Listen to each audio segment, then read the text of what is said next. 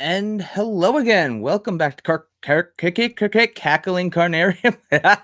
This is this is Johnny Slivers. I am getting back into the channel to talk about something I wrote about and also do a little update on what I'm planning to do with the channel going forward for 2019. And it's going to kind of be today is a pretty basic read along. We're going to go over my article that I wrote recently for CardSphere. And the big thing I want to talk about for the announcement would basically be I have a New Year's resolution to try and be promoting and shouting out for my fellow columnists at cardsphere.com.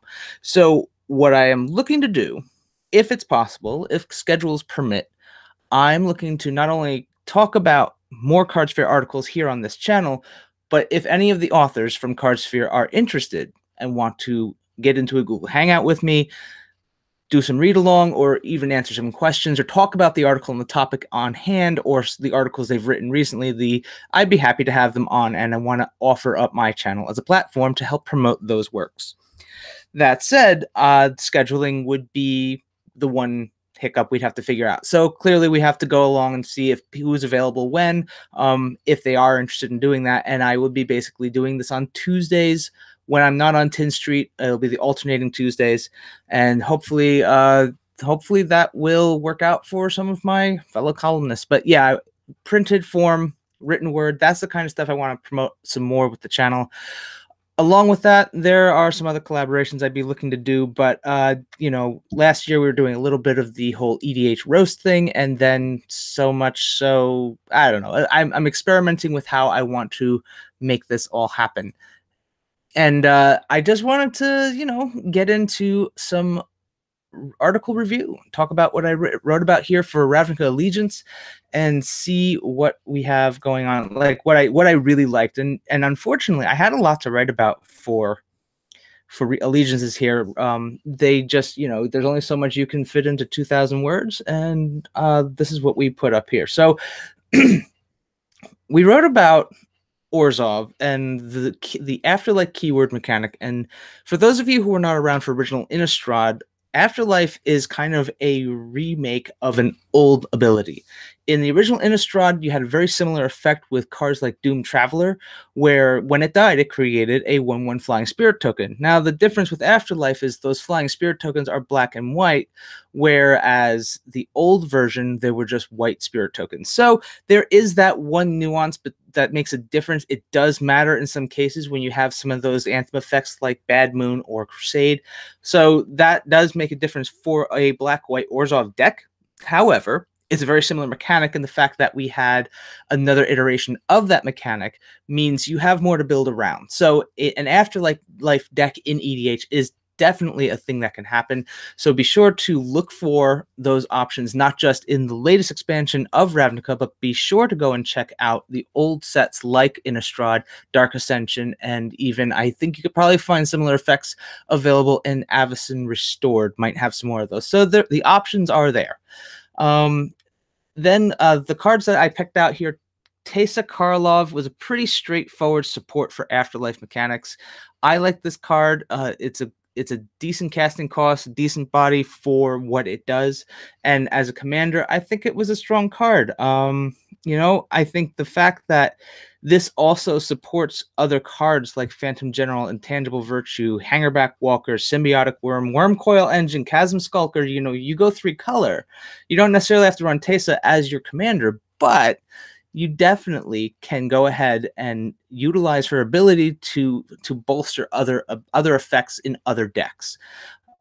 We went also into the Kaya Orzhov Usurper. I like this Planeswalker personally. I like the idea that she's messing around with the Exile Zone, giving some fuel to something like the Rest in Peace and Relic of Progenitus, making it possible to pull off some kind of ethereal fireball out of nowhere. I really think there's some real power here in EDH because you've got longer games and you can actually get some value out of that Exile Zone. And definitely plays along with something like Ulamog Ceaseless Hunger. Doubling Season, you can bring Kaya in and make her like automatically ultimate her. That was, am I getting that right? I think 3, the -5. Yeah, so you got Doubling Season in play. and you have a way to like fuel that the exile zone. Kaya's your gal. And the other thing with Afterlife, I almost forgot to mention this. There's a card called Lifeline. Now, for many of you who are newer to the game, you weren't around in the dusty old soft rocks days of Magic the Gathering. Lifeline was one of these weird Urza Saga cards, and I think that's Saga. Is that Saga? Little Gears? Yeah, I think that's Saga, but we'll check again. Let's click on that link. Go ahead. Yep, Urza Saga. I remembered it. So, whenever a creature is put into the graveyard and a creature is in play, return that creature from your graveyard to play at the end of turn. So this isn't checked until the end of the actual turn, which means when you have an afterlife creature that goes and puts a token into play, the afterlife creature comes back. And if you keep running sacrifice outlets through whatever, like an aristocrat style deck with afterlife, this is going to just grind out advantage for you on a board state level.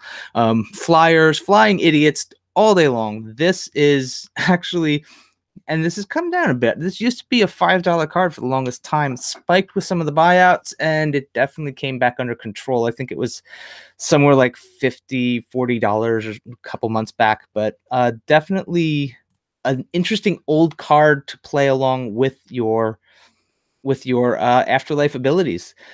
Moving on here, Smothering Tithe. This one, I've had people talking about trying to compare this to Rhystic Studies, and I don't think that's the right answer. I think this card is actually, I don't put it on par with Rhystic Studies because we're doing ramp, we're not drawing cards. The fact that it's harder for, I don't know, I almost feel like they should have made it harder to get the tokens. Like having to pay 2 to keep the person who's cast Smothering Tithe to keep them from getting their tokens. I don't know if it was enough. I feel like that should have been lower, because what's going to happen here, just remember, this card is not only giving you ramp, they're giving you Lotus Petals, basically, and they're token Lotus Petals. So you're getting artifact subtype, you're getting token subtype, and you're just ramping out in white. That's a dangerous thing. Green is able to do that, and you usually have like mana rocks going all over the place in ADH. But when you have something like this, I think it's like, to me, it's like a fixed versioning. It's 4 mana, so you got to wait a few turns to actually get it into play. But it's stronger in the fact that you don't need lands in hand in order to take advantage of that mana ramp. This is going to do some serious work in EDH. So if you got some at your pre-release, or you're picking up some of those cards now, be sure to get this card. This is absolutely worth getting for your, it's totally dangerous in EDH. Going on to the Azorius, the addendum ability is interesting, kind of like turning instants into fair magic. I think maybe what I saw in this version of Azorius, the Sphinx's Revelation definitely turned into like a modus operandi for the Azorius. It became a draw cards, gain life, almost turn tempo advantage. Basically, you get more resources in life and cards. The thing with Sphinx's Revelation, for any of you who weren't around for this, at instant speed for X white and double blue, you gain X and draw X cards.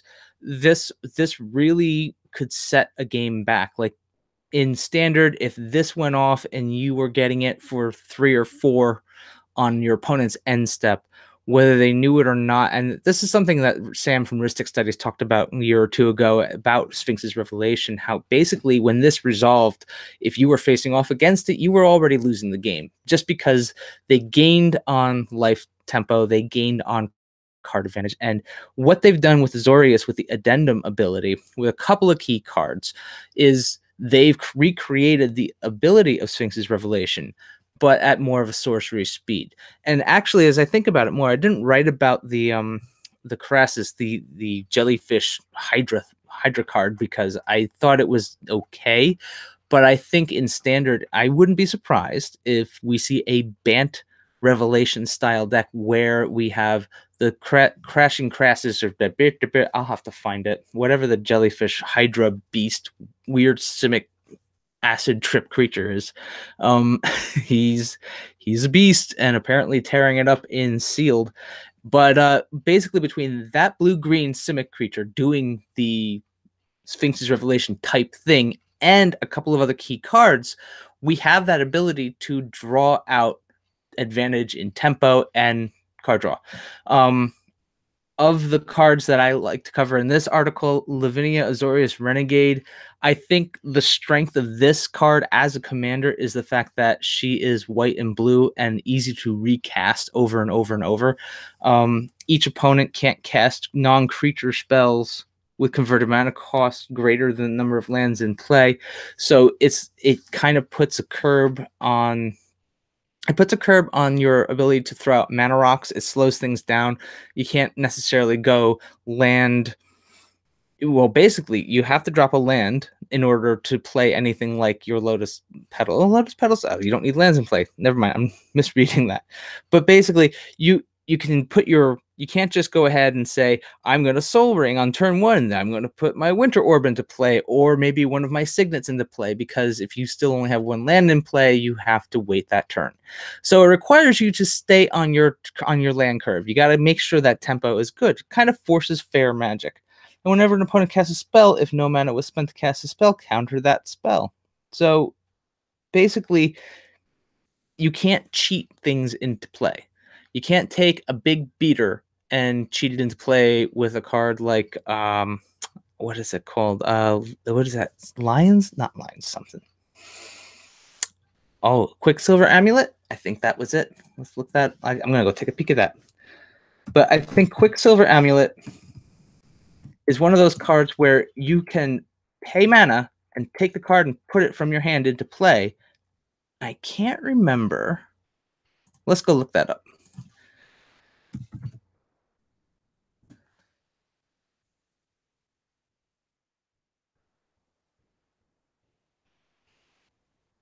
Here we go. Quicksilver Amulet.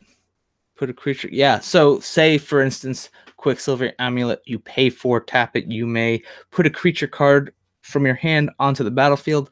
This is a fun way to cheat something really big and beefy into play. Lavinia is going to be like, nope, you need to pay mana for that. So yeah, you can't cheat your Titans into play. You can't cheat your Eldrazi big beaters into play. So this kind of forces people to play fair magic. I think Lavinia definitely is going to beat up on other strategies like the Sylvala decks. These are going to be. Someone at my local is playing a Sylvala Heart of the Wilds deck, and just trying to, I'm going to ramp in all the big stuff, and this makes it a little harder to do that. So that I liked Lavinia. Dovin's Acuity is the next one I really liked for as an uncommon too. This was playing instant. I know playing instants on your main phase is not necessarily what people are going for when you're playing a control style deck, but this is an example of that repeatable Sphinx's Revelation ability that makes it more valuable in something like EDH. When you can keep grinding this out, it's like gaining an extra turn every turn. And that this being the case that whenever the Acuity enters the battlefield, you gain life and draw a card for 3 mana. That's okay. In EDH, if you get to do that over and over, that's actually pretty good. And then whenever you cast an instant or sorcery spell an instant spell during your main phase, you may return Dovin's Acuity to the owner's hand. So casting an instant on your turn, that is a drawback. It is. But then, I don't know, you think about something like Isochron Scepter, and I've been kind of like toying with the idea of writing an article about Isochron Scepter and some of the more recent cards that came out for it. Isochron Scepter being able to imprint an instant of 2 CMC or less onto Isochron Scepter and cast it over and over. That is kind of like this low grade style combo to grind out advantage, and it doesn't make the Scepter a high priority target if you're doing something menial with it. And I think that this is my fun jams for EDH, just because I like that it does this Sphinx's Revelation style effect, but can be repeated over and over. Verity Circle, this is the one that I would say is closer to something like Rhystic Studies. I like what this is doing in that it does fuel itself. 5 mana is a bit steep for an activated ability to tap target creature without flying, but whenever a creature an opponent controls becomes tapped, it if it isn't a if it isn't declared as an attacker, you may draw a card. Verity's Circle, I think, is going to get broken with cards like Aether Shockwave, Angel's Trumpet, and Torrent Elemental. These are cards that are going to tap down your opponent's creatures in some form or fashion. I think there's going to be the fact that like Angel's Trumpet is one of these cards that does. I've always loved this card and I've always tried to make it work, but it's just so weird. Like attacking does not cause creatures to tap. At the end of each player's turn, tap all untapped creatures he or she controls that did not attack this turn. Angel's Trumpet deals 1 damage to that player for each creature tapped this way. So it's if you put something into play like an ensnaring bridge and you can prevent the attacks and people have a whole bunch of creatures in play, that's where Verity Circle could get really busted. The fact that you're counting on other people having creatures in play is kind of the drawback, but Zuby just jumped in the chat here. Yep, that's right. I'm doing a middle of the day stream just because that's where I happen to have the time. So yeah, we're definitely going. I like Verity Circle. I think this is one of the cards to definitely be on the lookout for. I think, and it's cheap too, man. This thing's going for 33 cents. If you're playing EDH and you see this card, snap this up. I really think there will be ways to break this card and get some value out of it. Let's see. What do we talk about? Yeah. So you've got Mana Dorks in play. Verity Circle. Let's go to Rakdos. Rakdos has Spectacle, and this is the ability where Spectacle is switched on when you do damage to your opponent. This is not a difficult task for Red-Black. You've got lots of options to do damage to your opponents. You've got things like Lobber Crew. You've got things like Goblin. What do we got here? I've got Pestilence is an old school activated Lobber Crew, Goblin Fireslinger, Festering Evil.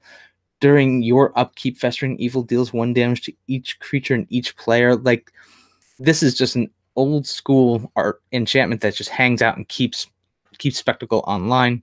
I think as far as like Rakdos Lord of Riot decks, that's the one where I think it matters the most. Being able to keep Spectacle is basically basically Rakdos has a Spectacle cost built into him. Rakdos Lord of Riot. This is from the second Ravnica expansion. I have one of these decks. I still have to tune it. It's kind of just clunky and not really working out that well. But when we've got Spectacle enablers and Spectacle as a thing, I think there's a lot of fun to be had there. Now, of the Spectacle cards, Theater of Horrors, this is the one that I personally like. I kind of compared it to Baby Karn. I've heard people compare it to Phyrexian Arena. I'd say both instances are probably. I go with the Karn analogy just because it's putting cards into exile. Phyrexian Arena is just a straight up draw engine. This one kind of protects you from hand hate. So there's one little side effect there where it can be beneficial if you're up against something where your hand's getting discarded. This protects your hand from discard. At the beginning of your upkeep, exile the top card of your library. During your turn, if an opponent lost life this turn, during your turn, you may play cards exiled with Theater of Horrors. During your turn. Yeah, see, there's that wording right there is a little funky. Maybe it's not as powerful as I'd want it to be, but even still, it's technically a type of card draw for red. And whenever that's the case, I'm in. I'm all for that. And the fact that you can do damage, this card itself can also activate Spectacle. You can do damage to a player or planeswalker. So that's really helps it out, especially if you're in a Jund build. This is going to be easy to do. You're going to have ramp ability. You're going to have the option to get that mana up and ready. So doing this helps you draw more cards. I think Theater of Horrors will do plenty of good work in EDH, and if you do get your hands on it, by all means throw it into one of your commander decks. It's not even that expensive. It's going for a little over $2 here on Cardsphere. Pick up one of these. I definitely think it's worth your time. Moving on, Judith the Scourge Diva and Teysa are like best friends. I wish there was a ruling in Commander where you could take two legendary creatures and just automatically partner them up. These two would go together like bread and butter. But honestly, the ability to, whenever target non-creature you control dies, Judith does 1 damage to any target. The any target's a sweet gig. The fact that it gives a token deck anthem ability, like a battle, almost a mini battle cry kind of thing, that's a sweet deal. Judith is just an all-around sweet card to play in EDH. I think Alesha who smiles at death builds are going to like it. I can see the combo that Gravecrawler and Phyrexian Altar. That's the combo for this deck. You just need an extra zombie in play, and you can basically machine gun the entire field with this card. So if you have it, get Judith the Scourge Diva. She is you want to pull her in a pack. That's a $7 card already. So that's not too cheap, but that's, I think, a decent card. All right, last one for Rakdos in this article, Spawn of Mayhem. I compared this to what Jazam Jin wanted to be back in the 90s. This has got it all going on. It's a flying trampler for 4 mana. It's a 4/4, and at the beginning of your upkeeps, it does damage to everyone, the whole team, everyone. The whole board gets a hit. Each player gets hit for 1. And as soon as someone's life total goes under 10 or less, it starts getting counters. So it just starts getting bigger, and it flies and it tramples. The casting costs for Spectacle, and if Spectacle is online, you can basically just imagine, like, I know this is EDH we're talking about, and this is like super magical Christmas land, but basically Gut Shot, Dark Ritual, and suddenly Spawn of Mayhem is public enemy number 1. You draw out some hate spells. It's a great, I don't know. I love this card. I love the flavor. I love the look of the card. I love the way, the whole design space around this card. By all means, if you get your hands on a Spawn of Mayhem, this is the one you want for EDH, especially if you're going to build that Rakdos Lord of Riots deck. I just really like this card. Really just a solid home run all over the place. And it's one of those other things to help, like if Exquisite Blood and Sanguine Bond are a thing and you're doing that, I think that's going to be a nice little extra piece of that puzzle. And Sulfuric Vortex, I'd like to see this in a deck with Sulfuric Vortex and Copper Tablet, old school. Copper Tablet does 1 damage to each player during his or her upkeep. Now, this does it on the player's turn, not necessarily your turn like Mayhem, but this one definitely is an old card from the original sets, Alpha, Beta, and Unlimited, and you can get it for $15. So, if you want to build a Spectacle deck, this is something to think about. Moving on, let's get into Gruul.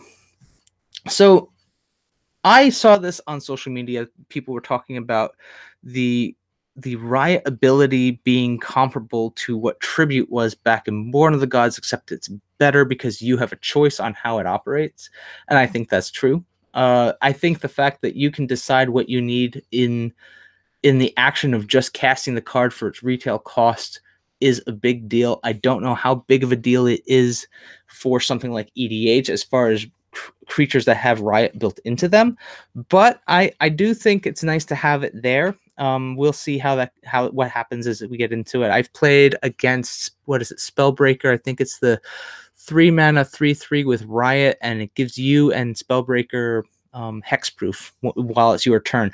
I love that ability. I love the fact that, I don't know how strong that'll be in EDH, but having played against it in Arena after having written the article, I do see the value there. It's a decent card. But the cards out of Gruul, I really like the uncommons. Right here, Sunder Shaman. This one clearly looks like they were paying tribute to Chris Van Meter because he's been all Gruul. But as far as what I would call these double mint cards, the double red, double green. You know, they did this in the Return to Ravnica block with rare cards, but now they have the cycle in uncommons where you have 2 of each color as your mana cost. It might seem steep, but in red green, you're fixing for that mana pretty easily. Sunder Shaman is going to be a card that I think does plenty of work. It's 4 CMC for a 5/5 for just a basic beater, but they put 2 very good lines of text onto this card. Sunder Shaman can't be blocked by more than 1 creature, and that's a good one to keep in mind when you have equipment like Glaive of the Guild Pack, Chitinous Cloak, and Captain's Hook, all giving a creature menace. And when you can give the menace ability, that's creature with menace can't be blocked except by 2 or more creatures. Can't be blocked by more than 1 creature. It's unblockable, and it's just going to start connecting with the opponent's face. And when that starts happening, you get the second line of text online, where it deals combat damage to a player, destroy target artifact or enchantment that player controls. So this is just, it's a sweet, simple combo. Basically, you're playing aggro, you play this card, you play something that makes it unblockable, which is totally doable, and there you go. There are plenty of ways to give it trample.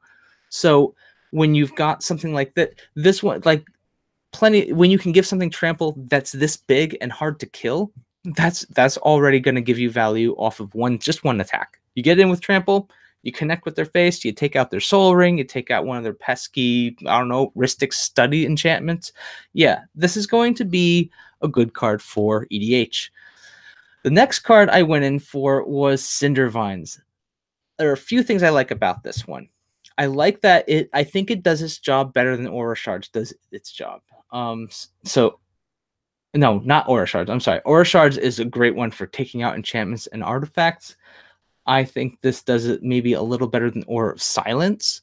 But I definitely wouldn't be opposed to running them both in a Naya build. But what I like about Cindervines is that for 2 mana, which means it gets up very early. There's plenty of non-creature spells. Whenever an opponent casts a non-creature spell, Cindervines deals 1 damage to that player. If this card's left unchecked, there's going to be plenty of damage going around. I wouldn't be surprised if this goes and does 2 and 3 points of damage to each player that you're playing against before it gets taken out. It wouldn't be, that 1 ping in an EDH game doesn't seem like a lot, but if it's allowed to connect enough over time, it's enough for people to be like, all right, they have to start kind of figuring out if they've got the actual life total to whittle themselves down with this.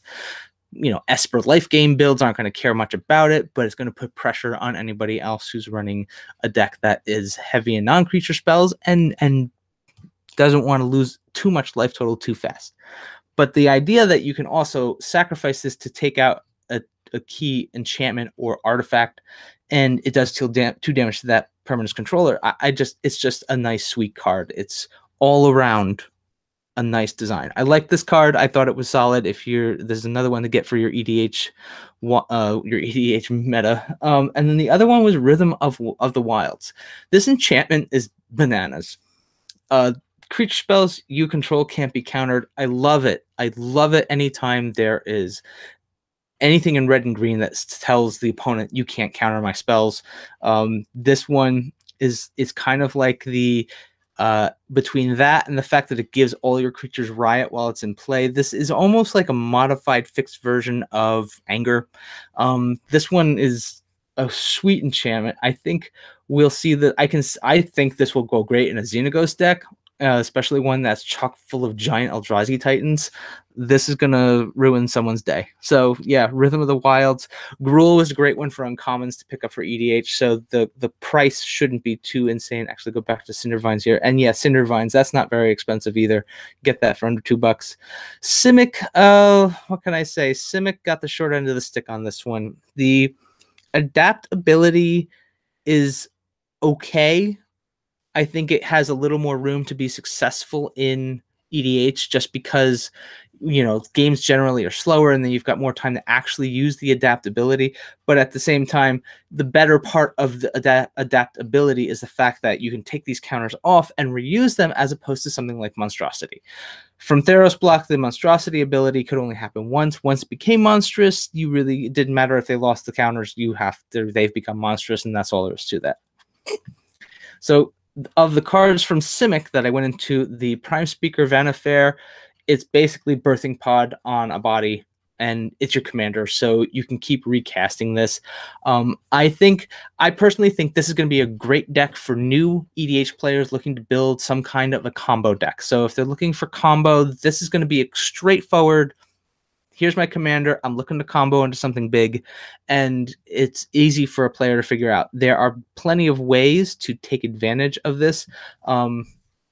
There's a few lines that you could, like, you can use like the Seaver Exarch, and there's a few other creatures that kind of like scale into the next one and untap Vanifair. And the best part about this, aside other than Birthing Pod was one of these cards, and I'll go take a look at the OG here.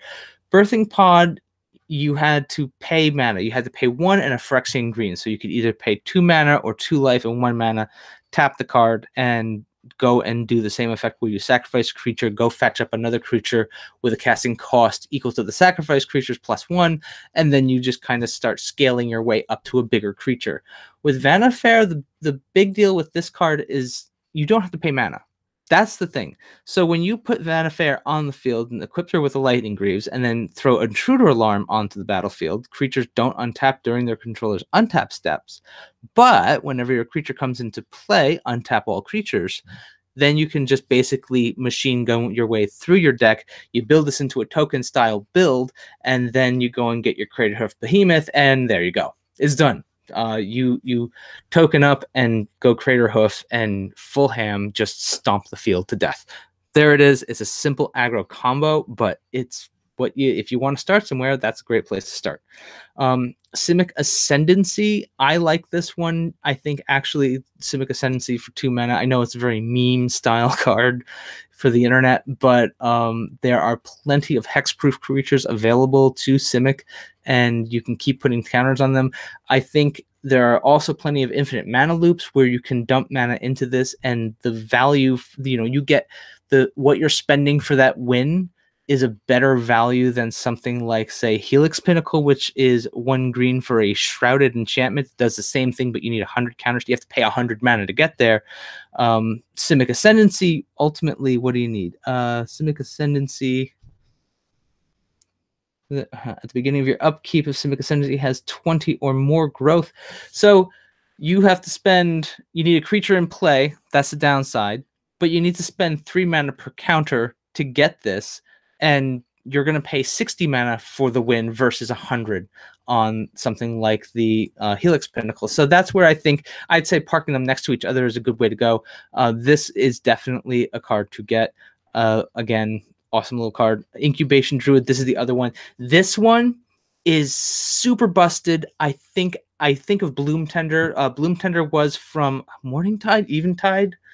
I don't know, one of those old weird sets from like pre-Zendikar.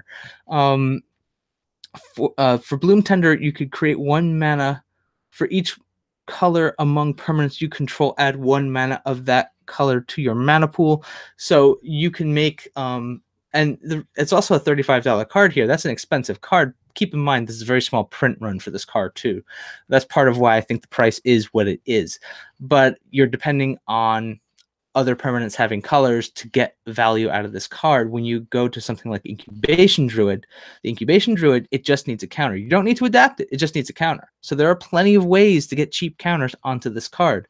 Ashnod's Transmogrant is the one I like the most. It's quick and easy. It's a 1 mana artifact. You tap it, sacrifice it, put a counter on the creature on target creature, and it becomes an artifact creature as well. Oh, you have to put it on non-artifact creature. But in this case, it works. Creatures become that. This is awesome. Like, you have the Ashnod's Transmogrant in play. You play your Druid, and suddenly you've ramped up through 3 turns right there. The other way to go, you've got cards like Parallax Frogling and Llanowar Reborn and Aquastrand Spider these are grass creatures that have gotten reprints over the years, and honestly, these are other great ways to get counters onto the incubation druid. The druid is just, I think, great value for what it does. It's a mana dork to start, but also it's easy to get those counters on there. So that's another one to definitely get your hands on. Is it all right? It's about the cost of a pack, but $4, yeah, $4 for that seems fair for what it's doing. It's no Birds of Paradise, but that's okay. It doesn't need to be. And that's it. So that's kind of the my recap for the article that I wrote for Cardsphere recently. That was on, do I have the date here? January 20th of last week. By all means, go and check it out, and check out the rest of the articles by my colleagues over there at cardsphere.com. Let's go through, where's the rest of them? So there's a whole bunch of them available to you. We've got the theory of drop shipping. This was a good one to check out. Did a little bump for that recently. So go to Cardsphere, check out some of the articles, and I will hopefully be having some of these authors on the channel in the future. We'll see. And I'll keep you posted with what's coming up down the road. Been talking to Undying MTG to see if I can get on one of those little, he's doing this little game show thing too. That was a pretty fun one to watch. He has 2 guests on where basically he plays the game, but the guests are calling the shots on how to play the game. But then the opposing guest also puts stipulations in place to try and get them to lose the game. So it's an interesting thing. They had their first episode just yesterday. So go and check the rewind. I think it was a lot of fun to watch it. I think you might enjoy it as well. So until next time, this is Johnny Slivers signing off. You can find me on Twitter at Johnny Slivers. You can find me also here on cardsphere.com and right here on YouTube at the Cackling Carnarium. So until next time, have a great day.